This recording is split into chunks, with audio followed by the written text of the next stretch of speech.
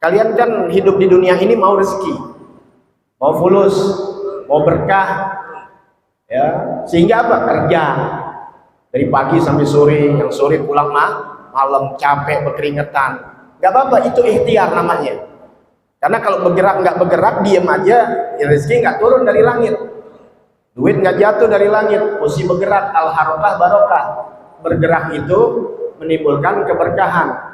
Tapi jangan andelin itu doang. Jangan ngandelin gerakan kita, cuma jangan ngandelin kerja kita dari pagi sampai malam. Enggak. Tetap itu jalankan, tapi ini ada sesuatu yang diberikan oleh baginda Nabi besar Muhammad sallallahu alaihi wasallam. Biasakan kalau masuk rumah beri salam, baca qul huwallahu ahad. Ini ada satu riwayat, syakarajulun ila Rasulillah sallallahu alaihi wasallam. Mengeluh seorang laki-laki kepada baginda Nabi besar Muhammad sallallahu alaihi wasallam. Al-faqra, dia mengeluh miskin, faqra, lebih dari miskin, kefakiran. Seorang mengeluh datang kepada Nabi Muhammad SAW dalam keadaan fakir. Wadhiqal ma'isyah, sempit rezekinya lagi marat-marit, keadaan ekonominya lagi ambles. Faqala lahu Rasulullah SAW. Maka ketika pemuda itu datang kepada Nabi, kasih tahu, ya Rasulullah, saya dalam keadaan miskin, anak belum makan, listrik belum bayar, bini bunting, wah banyak nih. Ya, kalau nggak kuat iman ngerampok, ngebegal, atau yang lebih parah lagi bunuh diri. Banyak banget orang bunuh diri, dipikir menyelesaikan hidup, padahal tidak. Orang ini datang kepada Rasulullah SAW mengadukan tentang hidupannya, sempit rezekinya, sempit kehidupannya.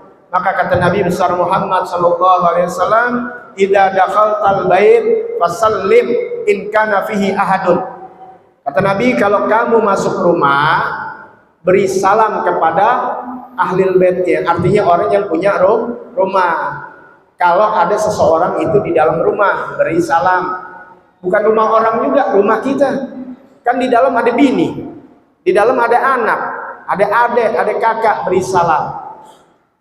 Wa in lam yakun fihi ahadun, kalau masalah contohnya nggak ada di dalam itu rumah kita seseorang, ya kita pulang dari jalan-jalan dari manapun sama istri kita masuk rumah kosong, tetap beri salam. Kata Nabi, fasallim alayya, beri salam kepada aku. Kita buka pintu, assalamualaikum warahmatullahi wabarakatuh, kemudian assalamu alaika ayyuhan nabiyyu warahmatullahi wabarakatuh. Kita sholat aja kan beri salam sama Nabi. Jadi kalau Nabi dibilang mati, lucu gak? Beri salam tuh berhadapan, ada orangnya. Alaika pakai khitab, engkau, bukan alaihi. Assalamu alaihi, aku beri salam sejahteraan atasnya. Itu bisa jadi, tapi pakai apa? Khitab, alaika, atas kamu. Kita lagi sholat, beri salam sama Nabi atas kamu, berarti Nabi ada di depan kita kan? Cuma kita nggak lihat. Nabi kecil di dunia segini di depan Nabi Muhammad SAW. Jadi jangan ada Nabi mati.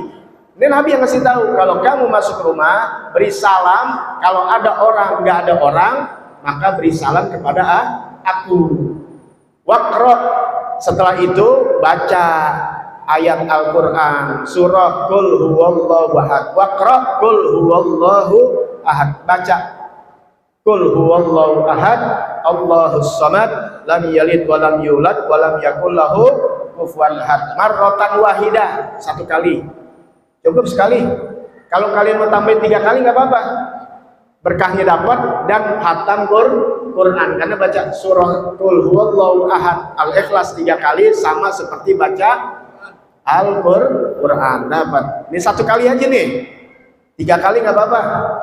Marratan wahidah fafa'ala rajulu, maka laki-laki itu mengerjakan apa yang dinasihati, yang dikasihkan solusi sama Rasul sallallahu alaihi wasallam.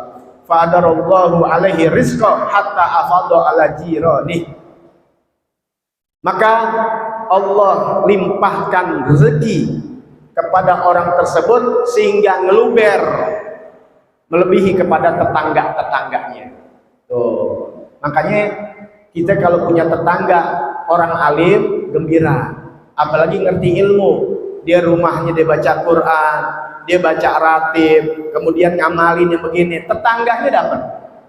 Makanya kalau ada orang alim di daerah kita, tetangga kita, di kampung kita, kita gembira, terima kasih sama Allah ada ulama. Kenapa? Karena kebagian keberkahannya. Salah satu contoh ini, Nabi yang katakan, sehingga meluber rezeki itu kepada tetangga-tetangganya. Tapi hati-hati, kalau ada ahli maksiat, tukang zina, kalian kasih kos-kosan, kalian kasih kontrakan, atau diberi rumah, tempat berzina, tempat nyabu, ya, yang dilaknat sama Allah Ta'ala, 40 rumah kebagian semuanya tuh, sialnya. Maka kalau rumah tangga kita udah rapi, udah ngaji, asik, udah jalanin syariat, kok masih panas? Rumah tangga masih panas, tetanggaan masih panas, hati-hati tuh. Ada bala yang datang ke tempat rumah kita. Kenapa? Tapi kita jangan suzon orang, ya. Jadi artinya tuh ada mafhum mukhalafah. Kalau hal-hal yang baik menyebar kebaikan itu di tengah-tengah masyarakat, di kanan kiri tetangga kita, begitu juga maksiat yang dilarang oleh Allah Subhanahu wa Ta'ala akan juga meluber kecelakaan, kebinasaan, kejelekan-kejelekan.